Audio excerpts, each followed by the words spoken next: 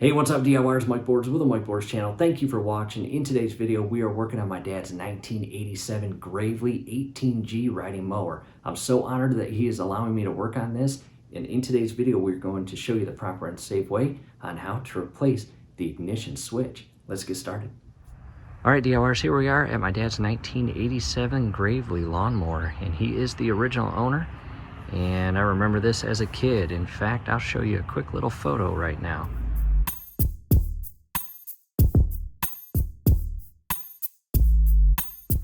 Here we are back at the mower, and again we are going to show you the step-by-step process on how to properly and safely replace the ignition switch. And what we are experiencing is, well, my dad starts the engine, mows or snow plows during the winter, and when he goes to turn off the engine with the ignition switch or key, the engine stays running. DIYers, that's not safe. We have to get that replaced. And in our case, we've got these little rubber securing grips, and just by pulling up and down it can release it, and you got one on each side, and we can carefully pull up the entire hood. Inside here we've got our battery. We will carefully disconnect the black negative cable from the battery, cut all electrical power to the system. Here's the gas tank and more, and right down there is the ignition switch, and as you can see, there is a portion of it burnt on the bottom right corner. Not good. Coming over here, and there is the portion of the ignition switch where you insert the key and start and turn off the engine. And today's tools: a ratchet and socket. We've got a 3/4 inch socket and a 1/2 inch. This is for the battery, and this is for the ignition. Let's get started. At this point, I've got the camera positioned looking directly at the black negative cable secured to the negative terminal of the battery. And again, in our case, a 1/2 inch socket. We are going to carefully loosen and remove this connection.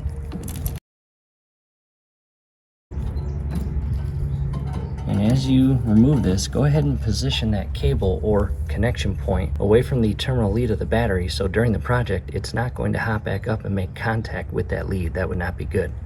Taking a step back, and now let's direct our attention to the ignition switch itself, coming inside this little gap here. And off to the left, or feeding out of the ignition switch, is that black electrical connection and its respective wiring. We are going to carefully remove that from the ignition switch. And if it's your first time ever removing this, it might be corroded or overheated at some point, and this plastic connection might be on there pretty good. However, in our case, it's pretty simple to come off. Never ever pull it by the wiring. The last thing you want to do is separate the wiring from the ignition switch connection point. That would not be good. Grab it firmly and carefully wiggle it back and forth and pull it off. I will also tuck that down in a manner and position where I'm not going to harm or damage the electrical wiring. At this point, as you can see, the ignition switch is completely removed from the electrical wiring, and again, that bottom right corner is burnt, and that is what is causing my dad's issues with the turning off of the engine. From here, you've got an outer ring here, in our case 3/4 inch. We are going to carefully loosen this up with the 3/4 inch socket. However, first, taking a step back, let's go back inside the compartment to our currently installed ignition switch. DIYers, I recommend taking photos to ensure that you install the brand new ignition switch in the proper position and alignment that the old one is. The last thing you want to do is install the new ignition switch and be completely offset with the key. That would not be good. Camera is now positioned. We got a pretty good view of the front portion of the ignition switch, where again the key goes in and out, and on the back side you can see right there the portion of the ignition switch that is installed inside the compartment, and the electrical connection leads right there. And as I loosen this up, you will see me remove this 3/4 inch ring and a possible washer from what I'm looking at. And without dropping it in a location where you'll never find it, we will carefully shift those to a safe location and simultaneously pull the ignition switch out of this panel and take a look at it.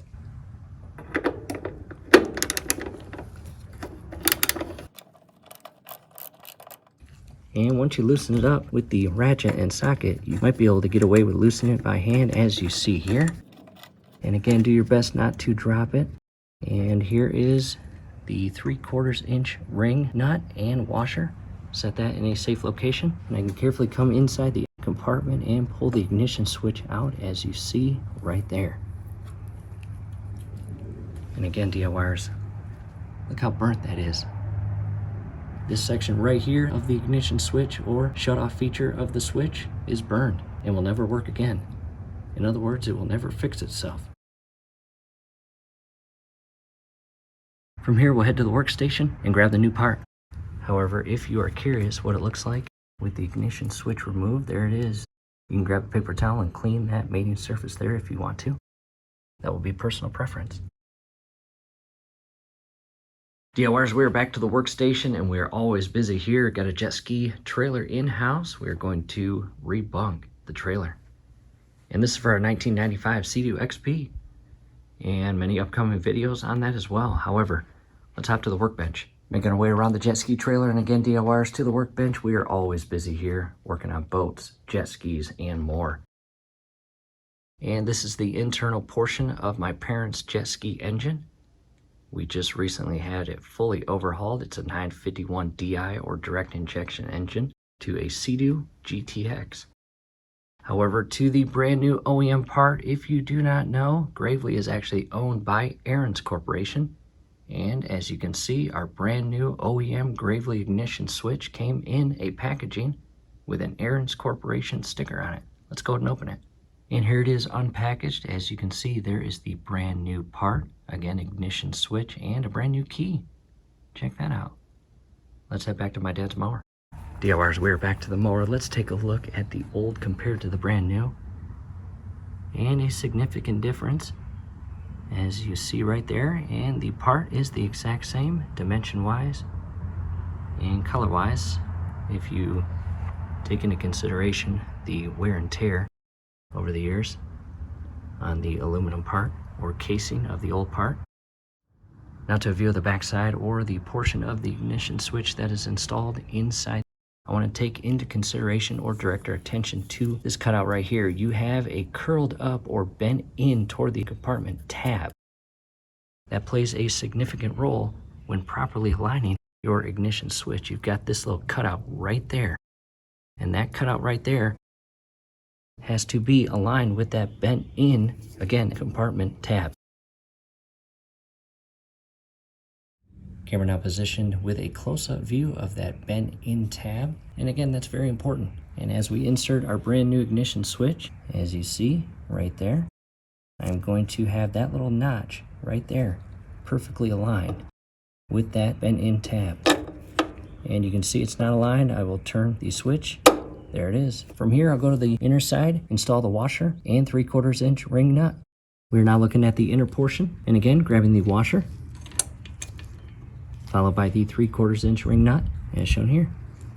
And you can hand tighten it first. Do not cross thread this ring nut on the thread portion of the ignition switch. It should go on extremely easy, as shown here. And again, as I tighten this by hand, I'm also holding the inner portion of the ignition switch inside the compartment in place so it does not shift or get off that bent tab. My goal is to have this brand new ignition switch perfectly aligned. And once it's hand tight, you can transition back to the 3/4 inch socket and tighten it without over tightening it. But you want it snug. But again, do not over tighten it.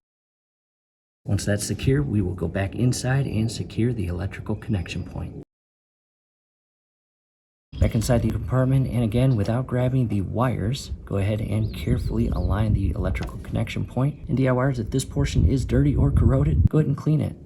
However, ours looks pretty good. Carefully insert and secure the connection point. Again, stay away from touching the wiring. You want it on there firmly.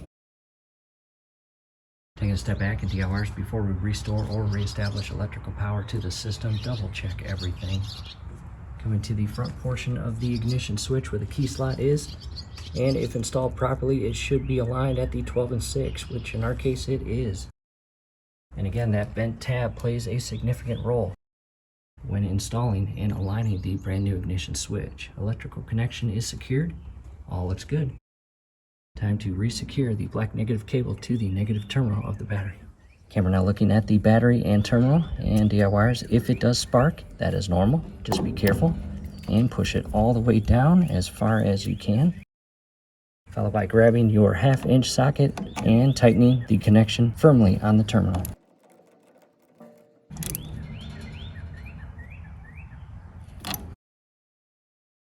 Taking a step back in DIYers, before we actually start the engine and test our newly installed ignition switch, just double check everything to ensure you're not leaving anything loose or any flashlights or tools inside. And that's what he transitioned to, the Gravely Zero Turn. That's primary, and when that one's in the shop, this is secondary. He actually still mows with this. However, its main purpose is for winter. Snow plowing the driveway. And a quick view coming inside.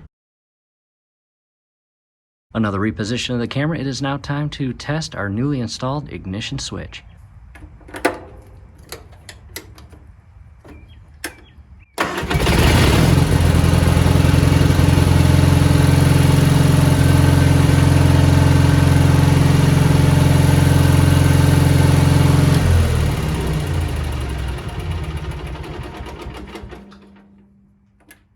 DIYers, that is a successful test on the brand new ignition switch. That puts us in a good mood. We'll try it one more time.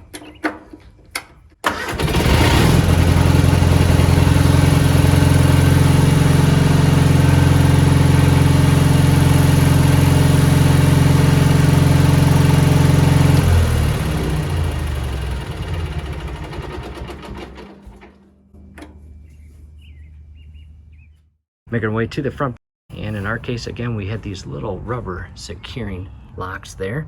Go ahead and re-secure those. DIYers, that is it. We hope this helps. Hey, do us a favor, below the video, you will see that thumbs up icon. Click on that, like the video, subscribe to the channel. Definitely ring your YouTube bell. That would be very helpful to us. We'd really appreciate it. Thanks again for watching.